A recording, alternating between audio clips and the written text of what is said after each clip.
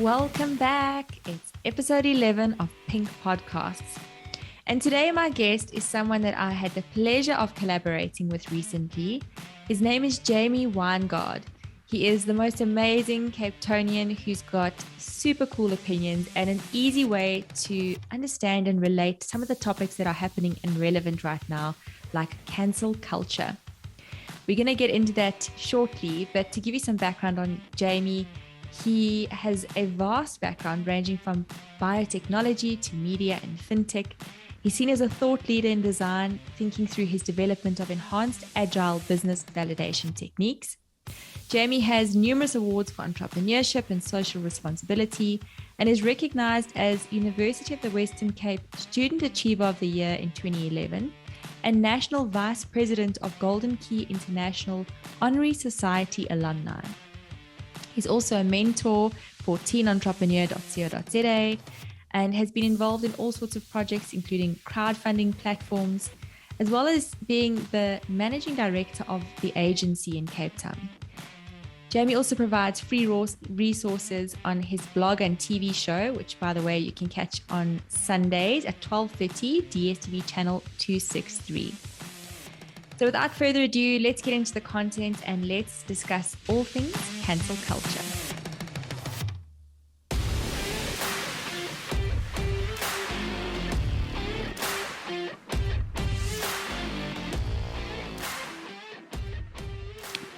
Jamie, cancel culture. This is such a pressing topic, and I'm so keen to discuss it with you. I mean, you and I had this collaboration recently with Digital Campus, and when you started speaking about cancel culture and I watched your presentation, it just sparked so much for me, and I'm so keen to discuss more with you. So thanks so much for coming onto my show. It's a pleasure. I think your presentation was also amazing. I must get that stuff from Blitz. They did a good job with the entire session. Yeah, but cancel culture is quite a sensitive topic. It's something that's been, I almost feel like it's changed from the good that it's supposed to do, of giving the marginalized a voice, and it's now become a tool for bullying. Yeah. It's ironic. It's exactly that. It's like something that would cancel out bullies has now just become this massive bullying tactic. So for those who don't know, it's obviously a bit of a buzzword, and very often, people hear buzzwords and just expect that they are meant to understand what it means. But for those who don't understand cancel culture, what exactly is it? So cancel culture initially, and there's a nice quote that I like. It says, I may not have power, but what I do have is the power to ignore you. And that's where it started. That's where it says that we as a society, as individuals that usually look up to celebrities or people of influence, can actually say, I'm not going to give you that influence anymore because I'm going to ignore you. And that changes the narrative because there often are quite a bit of problematic influences. And what cancel culture does is takes the power away from those influences, and I would say gives it back to the hands of the consumers. In the real world, we've witnessed this, the way the youth overthrew apartheid, or the way the world took on the Berlin Wall. So cancel culture isn't a new concept, just that now with the introduction of technology, anyone can become a cyber warrior with a little phone or with a keyboard, where it's about saying, I don't like that, and I'm going to cancel you, and I'm going to tell all my friends not to listen to you, and not to buy your things, and not to be there with you, or not to be associated with you. And what's happened, the spin-off of cancel culture is now, because of this, brands now feel threatened and said, okay, because I'm supporting Jamie, if Jamie gets cancelled, I need to completely remove myself from Jamie, not sponsor Jamie anymore, not be part of Jamie, delete all Jamie's posts where he features in our things, and have a clear slate. Because if I'm associated with Jamie and Jamie's cancelled, people can turn around and cancel me. Confusing because I'm Jamie, but that's the way brands are seeing this. And the difficult thing around this is when cancel culture started, it became popular because it gave the power into the marginalized, which we're all for. But the problem here is the Karens of this world, the people that argue about things that are very frivolous and fragile and doesn't need to be thrown out of proportion, but make a big deal out of it because in their reality, it is a big deal. And I respect that. I respect that in your situation, in your life, something could be very offensive, it could be a big deal. But in the same breath, I want to say, then let that be your reality, and also accept someone else's reality that might not be as offensive or might not be as big of a deal. Because what's happening now is because brands feel threatened when a partner of theirs get cancelled and they have to take a step back, the side effect is everybody else that wanted to be part of that partnership, still wanted to be part of that cancelled persona, now also loses out. And it's not just from the consumer side, but also everyone associated in a stream of royalties or in a stream of working on the same project. For instance, if I look at R. Kelly, that was a very, very big cancellation. And even I would say it's rightfully that he's cancelled. But what I don't like is, cool, justice was served. He's now sent to prison. His net worth is negative 2 million. He did a lot of bad stuff, bad in the, I want to say bad loosely because good and bad is also another thing of perception. But what I don't like, because all his music that he's worked on has been removed of all the streaming services, everybody else that has worked with him, so the producers, the directors, the managers, the brands, they also technically aren't getting any more royalties or money from that. Because what people think of happens to the artists, because they're the face of something, they think they're getting all the money. They get like 5%. The rest of the money gets split up to the entire team that worked on it. But because one person was problematic, everybody else loses out. And also we can't listen to the music anymore. Yeah. Unfortunately. Well, this is very interesting because it raises another topic that is a little bit more recent. The whole Joe Rogan, Neil Young, Spotify saga. I mean, it's quite crazy. How I actually came across it is I follow Brené Brown. I'm a huge Brené Brown fan. And I saw she posted on Instagram saying, just blunt like this, just saying, I will no longer be running my podcast effective immediately. And I will let you know if and when my podcast ever comes back onto air. And I was like, gee, that's sudden. I just listened to an episode of hers like a few days ago, and I love her podcast. You know, she's got 2 different podcasts that I subscribe to, and like, why? And I started going through the comments, and I just saw people saying, well done, Brené. You're so bold. You're so brave. This is leadership. Hats off to you and Neil Young. And I thought, like, what is going on here? I've missed something because how is this a brave move? And then I went to research, and it was just very new that Neil Young had threatened Spotify that if they didn't cancel Joe Rogan for misinforming people about the COVID crisis and vaccination, that he was going to pull his music. And he did. He pulled his music away. And I mean, like, I'm sorry. To me, this is blatant bullying. That's like me telling a restaurant, I don't like pineapples on pizza, so you better remove all the pizzas that has pineapples on from your menu, or else I'm never going to come to your restaurant. What? Yeah. You know, I can understand the sentiment. Look, Joe Rogan made racial slurs. He made comments about COVID, and that might not be the correct thing to do. But then I'm just not going to listen to Joe Rogan. Well, that's what I was going to say. I mean, I'm not going to blame the platform for allowing him to say those things. It's up to me as a consumer what I want to listen to. And just on that topic, a friend of mine actually just yesterday wanted to share some music with me on Spotify. He searched for it, and because this whole controversy on Spotify now, looking at who's participating to the Spotify community, the track he wanted to show was also removed. And he felt really bad about it because he feels he's paying for Spotify. He's paying to listen to the music he wants to listen to, or listen to whatever he wants to listen to.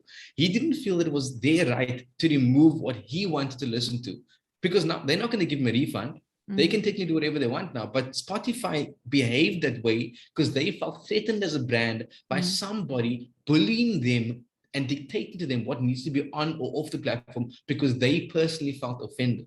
I'm not even listening to Joe Rogan stuff on Spotify at all. And even some of the other people that have been removed of Spotify, yet the consumer is now suffering. We don't even know what's going on in these people's personal lives. And I think it's a bit very unfair because a lot of people are doing a lot of problematic things.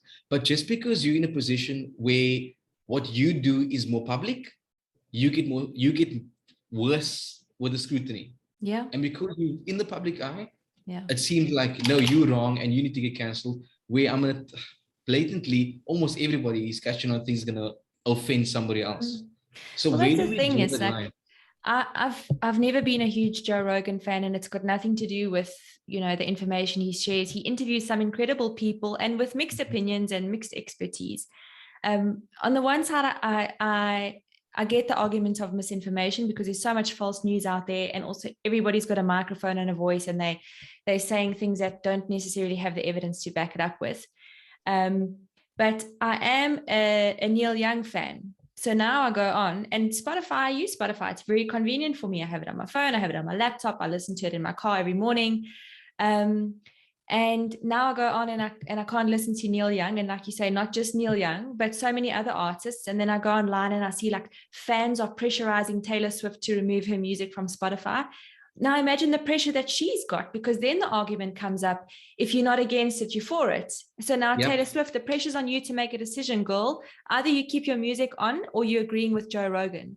And how is that fair? Like that's a statement that really, really annoys me, because sometimes you just don't want to be in the circle. Like, you guys fight, carry on, have your argument. Neil, pull your music off Spotify. Joe, you talk about whatever. I don't want to be involved. I just want to listen to my Taylor Swift or whatever it is that you're listening to. So how does that argument come into play of like, if you're not against it, you're for it? That's just not fair. I feel this has become almost like religion. It's a case of people saying, if you don't believe this, you believe that.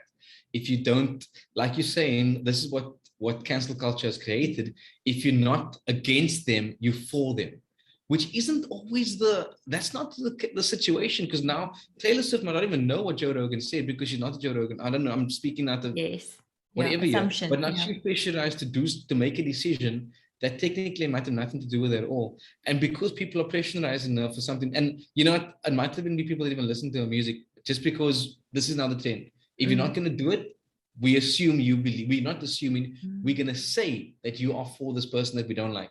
And that is completely unfair. It's like being a vegan and saying, oh, because I'm a vegan, nobody else needs to eat meat.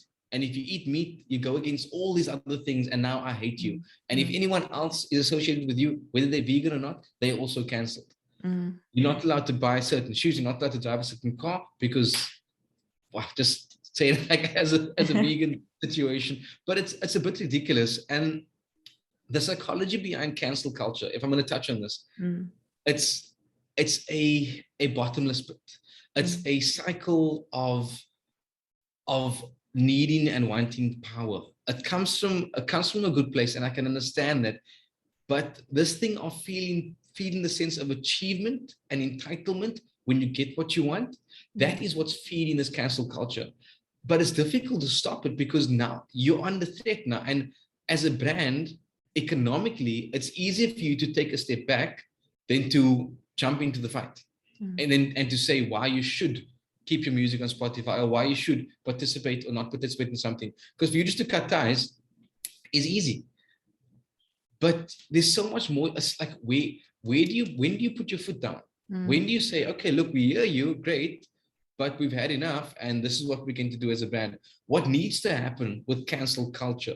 Instead of canceling someone, you need to rehabilitate them, I would say, or educate them. So in the case of Joe Rogan with his racial things that he might have mentioned, or his misinformation on COVID, don't just cancel the guy. Offer assistance. Offer and say, look, Joe Rogan, we'll help you validate your facts. We'll help you gather the information. That to me, I feel is more constructive. That to me is more collaborative. But the easy way out is, nope, you cancel. The easy way out is creating an argument and saying, my opinion is more valued than your opinion. That is what cancel culture has become, and that's what I don't agree with. Yeah.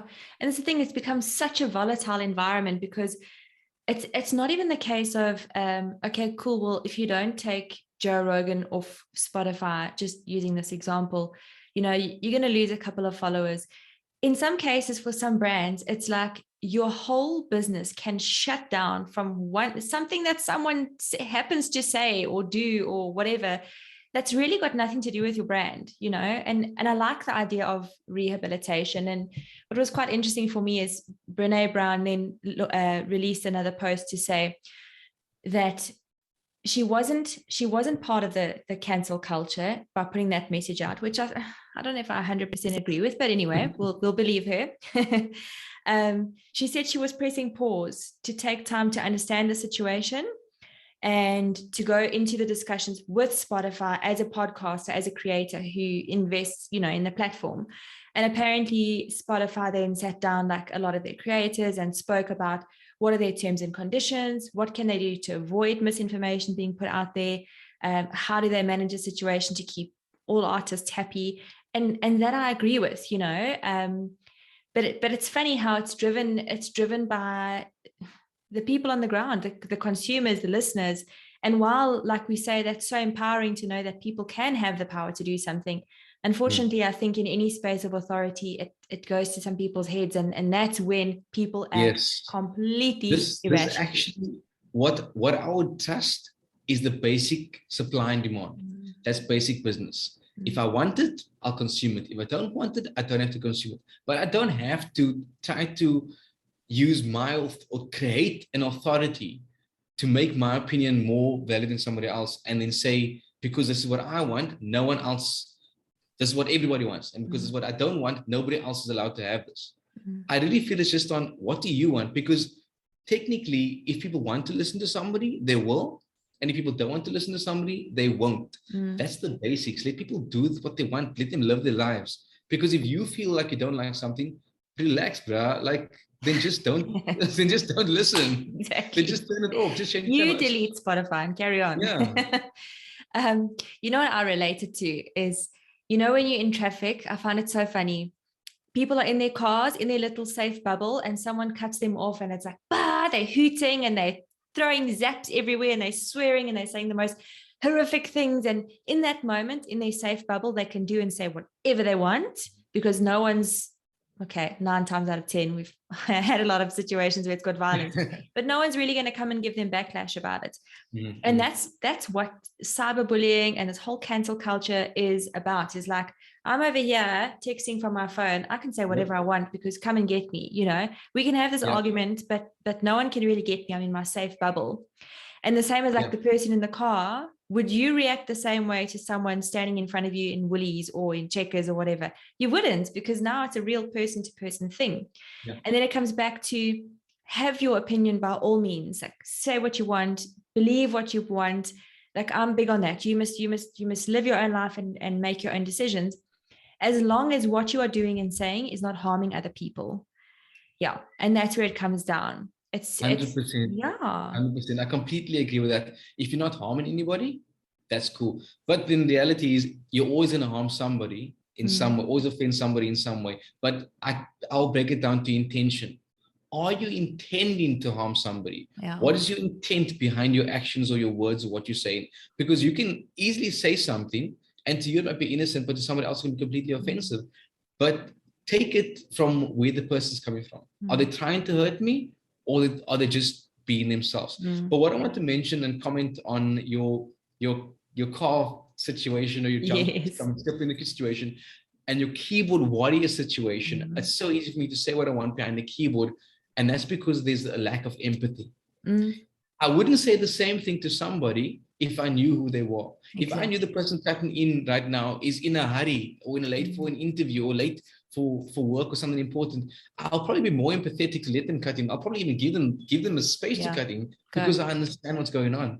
And we live in a world where things are so fast-paced and so disconnected. We call it connected by being in touch with everybody, but we're losing the connectivity around how we feel and relate with each other. If we can create more empathy, or be more empathetic, and try to understand things from someone else's point of view. Yes, some people are just very bad people, but even them being bad people stems from somewhere. What happened in their lives? What is the current situation? Because I feel like, give people the benefit of the doubt, because not everybody is trying to get you. Not everybody is cutting in front of you because they want you to be late. They're not doing this to you. Don't make it about you, bro. Like literally another case of relax, because people take things too personally, and they feel like the universe is against them. So they retaliate, or what I'll actually say, they're projecting their feelings, and they're projecting what they feel about themselves, and making it out as you are telling me that I am this or I am that, or all of these things, because they actually internally feel this is what they're currently dealing with. And if they don't understand someone else's point of view and they don't want to accept someone else's point of view, this is where this bullying and mob mentality comes in with cancel culture and a whole lot of other violence and a whole lot of anger issues. It's because of the empathy. What I would love is for humanity as a whole, I would say, here's my Miss South Africa speech, but I would love, yes, I would love for people to start just being more accepting and trying to understand people. I know it's extremely difficult. I'm asking big promises here, but something that I try to do, no matter whether I'm in an argument, whether I'm in a peaceful situation, is just try to understand where the person that maybe can't defend themselves right now, what might they have to say about this? What was going on in their mind for them to say something like this? And that's going to help if people adopt that mentality of trying to put your brain. It's very difficult. I'm honestly, it is a difficult thing to do. It might sound psychotic to do this. I don't think anyone can think for somebody else, but don't take things personally when someone says something offensive to you. It can even just help you with your inner peace, because we take, even when things are personal attack, just find your peace, find your center, and I would say deal. Yeah. But this thing of cancel culture, of trying to influence everybody else to join your team and trying to attack, like calm down with that, please. Calm down, I agree with you. So the other side of the coin is, I listened to a very interesting talk by John Flismus this week. Such an intellectual guy. It's funny because I actually didn't like him as a comedian. I found his humor like quite dark and hurtful and harmful to a lot of people. And that's what he openly admits, is that that's what was funny. You know, he would have his racial slurs or, misogynistic jokes and stabs. And he realized he actually wasn't helping the situation. But anyway, to change the topic. So he came on and said, you know, we are in a world where everyone's got a microphone, everyone's got a platform to speak, and that's amazing. But we have a responsibility as creators, as, you know, people standing on their soapbox, to make sure that if you're going to say something and if you're going to have an opinion about it, that you've done your research and you know what you're talking about, and you are saying something that's not going to harm other people. And it struck a chord with me because obviously I'm in this creative space, as are you, where we creating content and sharing our voice and opinion with other people. And it makes so much sense that, you know, we have to really research and make sure that we're saying the right thing when we're going out there and sharing our voice with people. And I think that comes down from, you know, podcasters to, television shows like yours, anyone sharing an article or an opinion online, but then even the person commenting, like, have the responsibility to make sure that whatever it is that you are sharing is correct and fair and not harmful. No, what I feel about this is everybody has Google in the palm of their hand, but the situation of trying to find research, people are lazy. Yeah, exactly. It's easier for me to just say whatever I want than for me to go research something. Yeah. And that's where the problem lies. I want to say this like this conspiracy theorist. And look, sometimes I'm sorry to admit, it is a bit entertaining to read up on these conspiracy theories. But I also feel when something just gets sucked out of the air and people run with it and believe it, I would commend people on the creativity. But what I don't enjoy is when people sometimes are trolling you. People make a conspiracy theory just for the fun of it, and it becomes into a cult following. Yeah. And like what's this spaghetti religion that's also going around? It's now a huge following where they worship spaghetti. And it's funny to begin with, but then people believe it. And what I really don't understand with conspiracy theorists is how it's so easy to believe a conspiracy, but it's so difficult for them to believe experts, to the point where they fight experts to push their conspiracy, but the conspiracy doesn't have any ground. Even I was looking at flat earthers.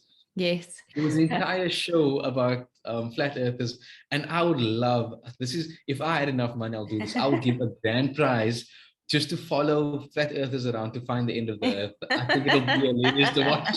I'm sorry to say, not to offend any flat earthers out there. I just think it will be, look, if you're a flat earther, by all means, let's see if we can put a fund together and pay you to travel this flat earth to find the edge of it. And I want to watch that. I'll watch that show. But I mean, I'm not a flat earther, but I'm there for the travels. It sounds like we're going to go far and we're going to see much. No, but that would be fun. But where I'm coming to with the flat earthers is how this entire community became established because of believing in a certain cause, believing in a certain thing, going against what we see as a bigger power. And this is again that power struggle. It's that fight for belief, that fight for power, because you do feel empowered when people stand by you, when people believe you, when people support you. And it's often, I can't say often, but it is a humane thing to thrive off that. Yeah. You do kind of feel a little good inside when people are backing you up. And it's not even a case of cancel culture. That is just being a human. You like it when people are there for you.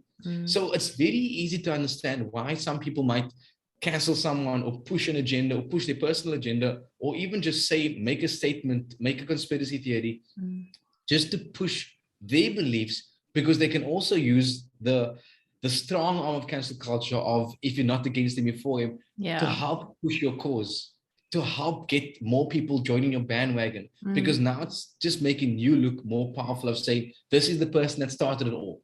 We're now fighting against Spotify because of something that Joe Rogan said, but I'm the one that said they must do it. So I'm the one that's taking the glory and feeling powerful about it. Yeah, that's true. Yeah, I think what's interesting is going back to what I was saying just now about like egos and people feeling quite powerful in certain situations, especially where there's authority. And I think something that's been outlined to me as well is a lot of people who become influential in whatever space, you very often see that they get to a point where they start to feel invincible, and that's, you know, they've got this following and they can do and say whatever they want, and that just is what it is. We've seen the likes with Gareth Cliff. I mean, funny enough, John Christmas actually spoke about it very openly and very publicly in his talk, where, you know, he has had opinions that have been very harmful and also totally opinionated and assumptuous about so many various things. And I think like the likes of an R. Kelly, okay, fine, his situation was completely different, but so many celebrities that have been cancelled, it's happened to them because they've got to a point where they felt invincible and that they can do and say what they want. Look at Ellen DeGeneres, for instance. I actually really admire her, but I'm sorry to say this also, but it turns out she's been creating a toxic work environment. We never see this in the show. We never see this in the acting. We never see this from Finding Nemo. But behind the scenes, she's been making it a very hard time for her staff. And that I don't like.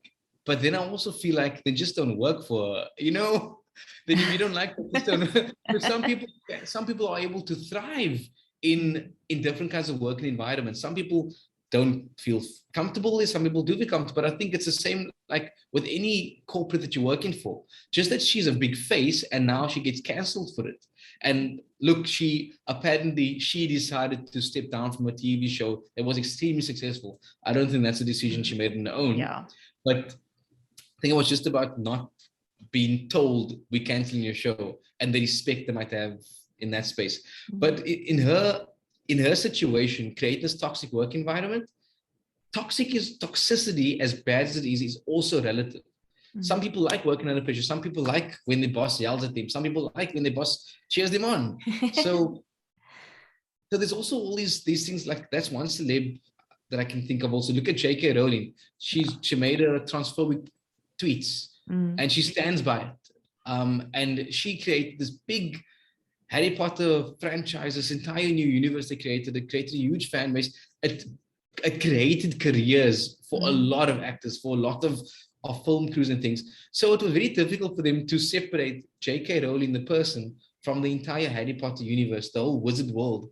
Now what they do is they just put the name very small in the subtitles, in the credits, because there's too much money to lose by completely canceling her. So she's still involved, but involved from behind the scenes. So it's really where does this thing play out? What I think is really sad is if I look at Uncle Leon with Leon Schuster, of how he got and look, I completely understand that if you watch his content right now, it does seem racially insensitive. I can't say seem, I'm saying seem lightly. It is a bit racially insensitive, Yes. but we grew up laughing to it. We grew Mm. up not thinking, oh, that's racist. We grew up thinking, oh, that's funny. Mm. Because I think as South Africans, or maybe the South Africa I grew up in, and I still see this today, when there's trauma, we laugh about it. Yes. But because somebody got offended, you cannot find any of Leon Schuster's things on Showmax or on these Yeah. platforms. You have to go find the cassette somewhere, and I don't know where to go watch one of these things. But that also made a big knock to his career. Mm. Like, he was busy trying to make a comeback. He was making some more movies. It's not the same like the past. But I do find it extremely sad. Yes, it gives an example to other people to say, hey, don't make fun of these things. Mm. But I also feel each to their own. If you're going to be a comedian that makes racial comments and people don't like you, then they're not going to listen to you. But the people do like it.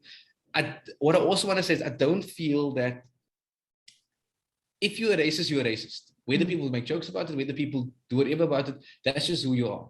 And I don't think things are going to influence you to become more or less of a racist. You're right. You're not going to yourself. stop being racist because Leon Schuster's no longer on air. If you're a racist, you're a racist, and that's your bloody problem to fix. Yes. Yeah. Yes. Yeah. You took the words out of my mouth. Yeah. That's what I'm literally trying to say about this. So the way this plasters over a situation, it doesn't fix things.